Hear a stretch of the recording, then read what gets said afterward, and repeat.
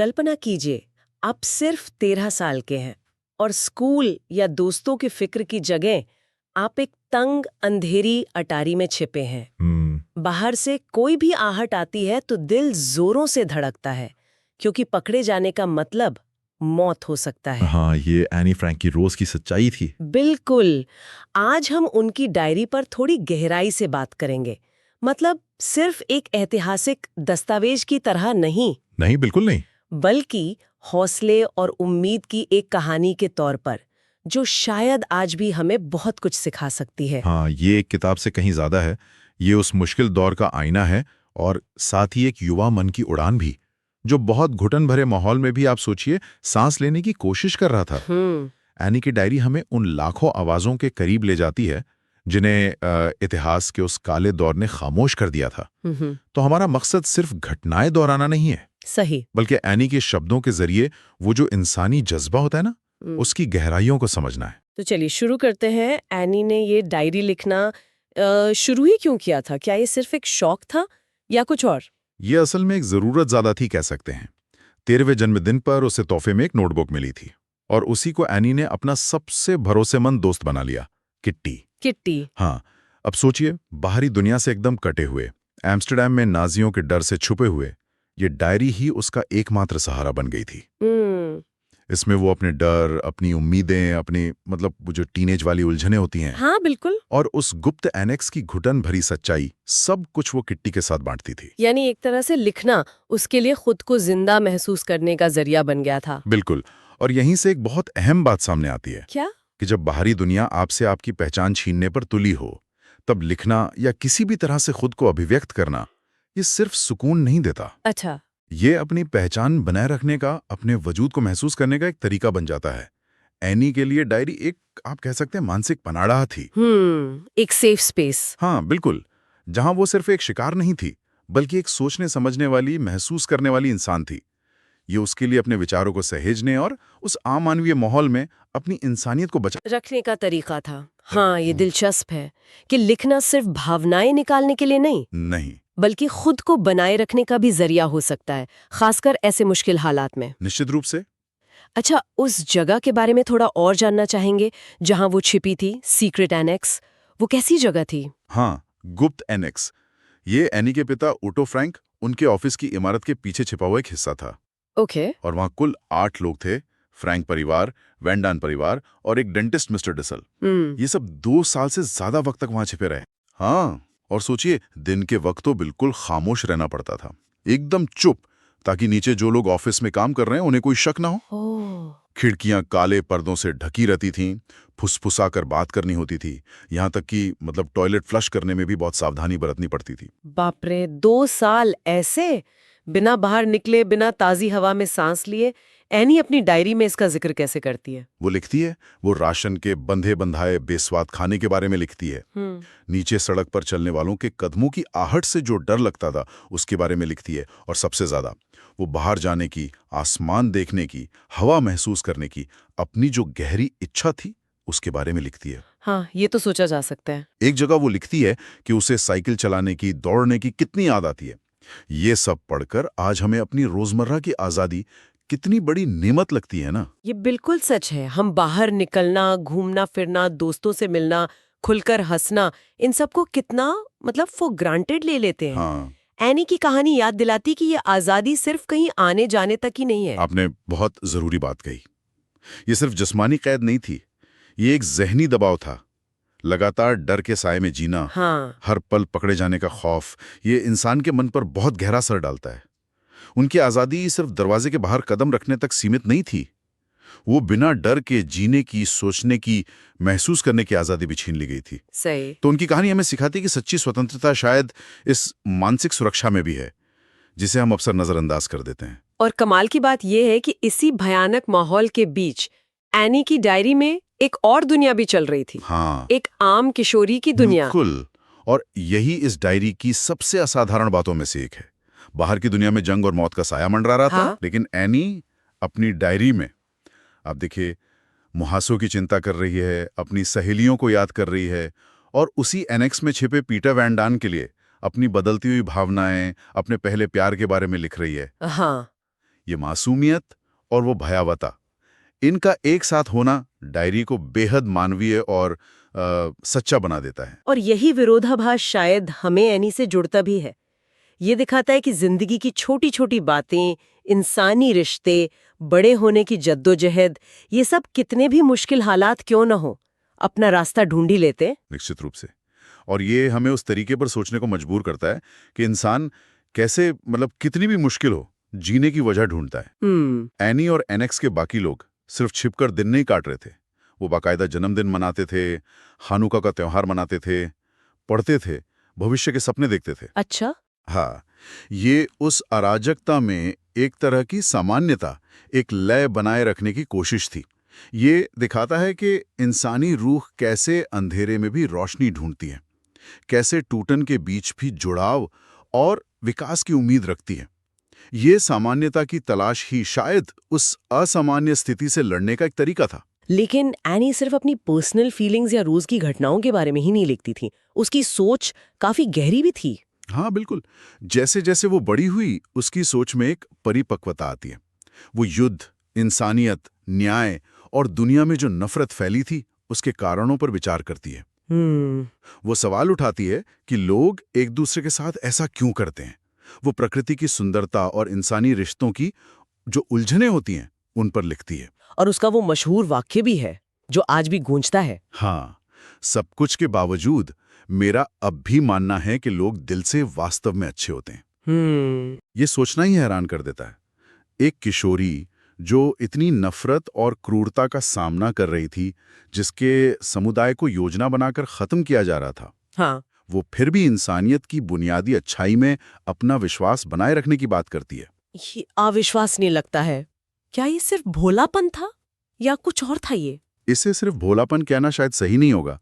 मुझे लगता है ये एक सचेत चुनाव था, एक कॉन्शियस चॉइस। अच्छा। कैसे?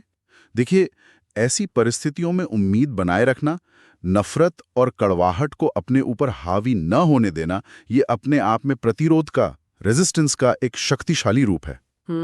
जब दुनिया आपको तोड़ने की कोशिश कर रही हो, तब अच्छाई में विश्वास बनाए रखना, भविष्य की उम्मीद रखना, ये निराशा के आगे घुटने टेकने से इनकार करना है।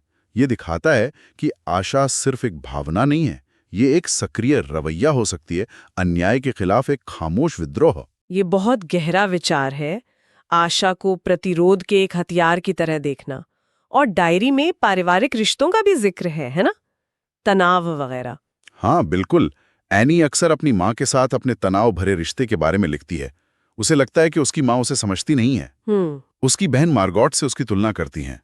ये पहलू भी डायरी को बहुत वास्तविक बनाता है। सही बात है। ये दिखाता है कि बाहरी खतरा और वो जो साझा त्रासदी थी, वो भी व्यक्तिगत रिश्तों की जटिलताओं को, पारिवारिक तनावों को मिटा नहीं देते। और शायद यही बात उसके अनुभव को और ज्यादा यूनिवर्सल बना देती है। हर कोई अपनी निजी लड़ाइयां लड़ रहा होता है, चाहे बाहरी परिस्थितियां कैसी भी क्यों न हो। बिल्कुल। और ये हमें सहानुभूति सिखाता है। हाँ। एनी की कहानी हमें याद दिलाती है कि हर इंसान के अंदर एक पूरी दुनिया होती है, अपनी खुशियों, दुखों, संघर्षों के साथ। ये हमें दूसरों को, उनकी अनकही कहानियों को ज्यादा ध्यान और करुणा से सुनने के लिए प्रेरित करती है। ये समझने में मदद करती है कि बाहरी मुस्कान के पीछे भी गहरा दर्द छिपा हो सकता है। लेकिन अफसोस, ये कहानी एक बहुत दुखद मोड़ पर खत्म होती है। हाँ, अगस्त 1944 में 2 साल से ज्यादा समय तक वो लोग सफलतापूर्वक छिपे रहे। उसके बाद किसी अज्ञात मुखबिर की सूचना पर नाजी गुप्त पुलिस गेस्टापो ने एनेक्स पर छापा मारा। ओह। एनी, उसके परिवार और बाकी सभी लोगों को गिरफ्तार कर लिया गया। उन्हें पहले ट्रांजिट कैंप भेजा गया और फिर वहां से अलग अलग कॉन्सेंट्रेशन कैंप्स में। और एनी और उसकी बहन मार्गोट, उन्हें बर्गन बेल्सन कैंप भेजा गया। हाँ, वहीं बहुत ही भयानक परिस्थितियों में, शायद टाइफस बीमारी से 1945 की शुरुआत में दोनों की मृत्यु हो गई। एनी उस समय सिर्फ 15 साल की थी, सिर्फ 15 साल की। और एनेक्स में छिपे उन 8 लोगों में से सिर्फ एनी के पिता ओटो फ्रैंक ही युद्ध में जीवित बच पाए। सिर्फ वो अकेले? हाँ, सिर्फ वो। जब वो एम्स्टर्डम वापस लौटे तो मीप गीज, वो बहादुर महिला जिन्होंने उन्हें छिपाने में मदद की थी, हाँ। उन्होंने ओटो फ्रैंक को एनी की डायरी सौंपी, जिसे उन्होंने छापे के बाद संभाल कर रख लिया था। और ओटो फ्रैंक ने बाद में इस डायरी को प्रकाशित करवाने का वो मुश्किल लेकिन बहुत जरूरी फैसला लिया। ये सोचना कितना अजीब है कि एनी फ्रैंक को कभी पता ही नहीं चला कि उसकी लिखी बातें दुनिया भर में करोड़ों लोगों को प्रेरित करेंगी। वो अपनी किताब की सफलता देखने के लिए जिंदा नहीं रही। और यही शब्दों की ताकत है, कहानी की ताकत है। एनी का शरीर नष्ट कर दिया गया, लेकिन उसके शब्द अमर हो गए। ये हमें सिखाता है कि हम जो रचते हैं, जो विचार साझा करते हैं, जो दया दिखाते हैं, वे हमारे भौतिक जीवन से कहीं ज्यादा जी सकते हैं। हमारी विरासत सिर्फ हमारी संपत्ति या उपलब्धियों में नहीं होती, सही, बल्कि हमारे छोड़े हुए शब्दों और कर्मों में भी बसती है। एनी की डायरी इसका एक जीता जागता उदाहरण है। अब सवाल ये उठता है कि आज की दुनिया में, जो एनी की दुनिया से बहुत अलग दिखती है, टेक्नोलॉजी है, सोशल मीडिया है, इस डायरी की क्या प्रासंगिकता है? दुनिया बेशक बदली है, इसमें कोई शक नहीं। हमारे पास तकनीक है, सोशल मीडिया है, कई देशों में लोकतांत्रिक अधिकार हैं, लेकिन क्या इंसानी फितरत बदल गई है? शायद नहीं। क्या असहिष्णुता, नफरत, पूर्वाग्रह, क्या ये पूरी तरह खत्म हो गए हैं? शायद नहीं। आज भी दुनिया के कई कोनों में लोगों को उनकी पहचान, उनके धर्म या उनके विचारों के कारण निशाना बनाया जाता है। अन्याय और भेदभाव आज भी एक कड़वी सच्चाई है। तो एनी की डायरी सिर्फ इतिहास का एक पन्ना नहीं है, ये एक चेतावनी भी है। हाँ, ये एक बहुत जरूरी चेतावनी है। ये हमें याद दिलाती है कि जब अन्याय हो रहा हो तो चुप रहना कितना खतरनाक हो सकता है। उदासीनता या मोह फेर लेना भी एक तरह से जुल्म का साथ देना बन जाता है। एनी की कहानी हमें आवाज उठाने का साहस देती है, भले ही हमारी आवाज कितनी ही छोटी क्यों ना लगे। सही बात। ये हमें सिखाती है कि जब दूसरों की आवाजें दबाई जा रही हों, तब बोलना हमारी नैतिक जिम्मेदारी बन जाती है। ये सोचने पे मजबूर करता है, अगर नाजी आतंक के साये में एक 13-15 साल की लड़की इतनी सच्चाई और हिम्मत से लिख सकती थी, तो आज जब हम अपने आसपास अन्याय देखते हैं, तो हमारे पास चुप रहने का क्या बहाना हो सकता है? ये सवाल हम सबको खुद से पूछना चाहिए। बिल्कुल। और डायरी से एक और चीज जो उभर कर आती है, वो है एनी का छोटी छोटी चीजों में खुशी खोजने का नजरिया। हाँ, जैसे उसे जब कभी केक का एक टुकड़ा मिल जाता था, या अटारी की खिड़की की दरार से दिखने वाले नीले आसमान का एक छोटा सा हिस्सा। बिल्कुल। इन बेहद साधारण चीजों में भी वो खुशी और जिंदगी की झलक देख लेती थी। और यही हमें एक और जरूरी सबक मिलता है। खुशी हमेशा बड़ी उपलब्धियों या भव्य आयोजनों में नहीं छिपी होती। सही। अक्सर वो रोजमर्रा के छोटे छोटे पलों में मौजूद होती है। दोस्तों के साथ एक पल की हंसी, एक अच्छी किताब, प्रकृति का कोई नजारा, किसी अपने का साथ। एनी की तरह अगर हम ध्यान देना सीखें तो मुश्किल हालात में भी ये छोटे पल जीने की वजह और हिम्मत दे सकते हैं। यह शायद निराशा के अंधेरे में उम्मीद का दिया जलाए रखने का एक तरीका है। तो एनी फ्रैंक की डायरी के सफर से हमने कई अहम पहलुओं को छुआ।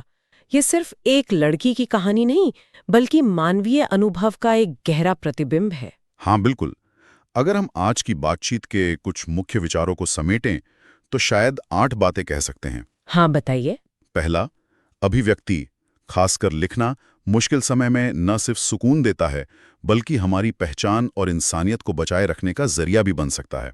दूसरा, आज़ादी सिर्फ शारीरिक नहीं, मानसिक भी होती है।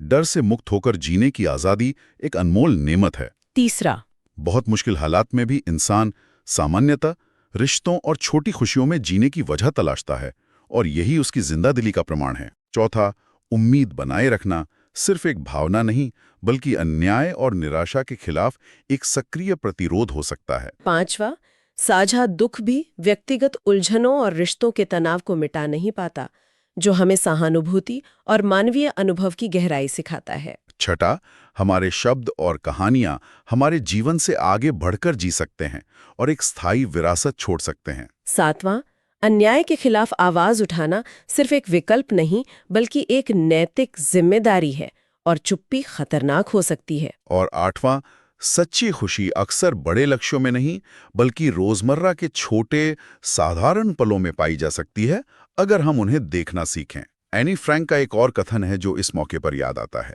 ये कितना अद्भुत है कि दुनिया को बेहतर बनाने के लिए किसी को एक पल भी इंतजार करने की जरूरत नहीं है। वाह, ये सचमुच हमें कर्म करने की प्रेरणा देता है। बदलाव की शुरुआत किसी बड़े पल का इंतजार नहीं करती। सही। वो हमारे छोटे छोटे रोजमर्रा के चुनावों से शुरू हो सकती है। तो इस बातचीत के अंत में श्रोताओं के लिए एक विचार छोड़ते हैं। एनी ने अपनी डायरी दुनिया के लिए नहीं लिखी थी। नहीं, उसने अपनी दोस्त किटी के लिए लिखी थी, अपने लिए। शायद हम भी कभी-कभी सोशल मीडिया के शोर से दूर सिर्फ अपने लिए कुछ पल निकालें। एक कागज, एक कलम और अपने मन की कुछ बातें सिर्फ अपने लिए। क्या पता हमारे अपने अंदर की वो आवाज, वो कहानी हमें या शायद कभी किसी और को अनजाने में रोशनी दिखा दे। ये खूबसूरत विचार है। एनी की कहानी हमें हर हाल में मानवीय बने रहने, सहानुभूति रखने और उम्मीद का दामन थामे रहने की प्रेरणा देती है। उसकी विरासत यही है कि अंधेरे के बीच भी इंसानियत की लौ बुझनी नहीं चाहिए।